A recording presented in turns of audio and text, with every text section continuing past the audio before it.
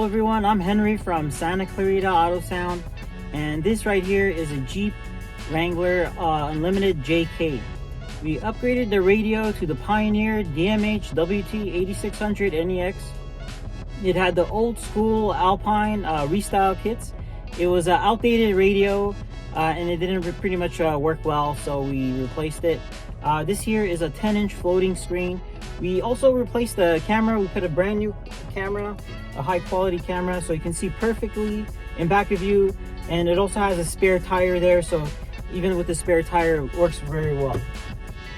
We integrated all the steering wheel controls to work, so all this works just like factory. And we installed the Maestro iData Link connection.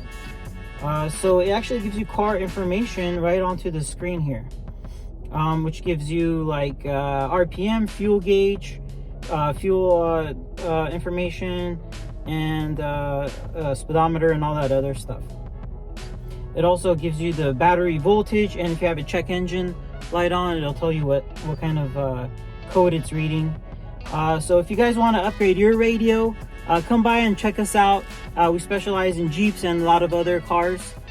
So give us a call and we'll help you upgrade your car.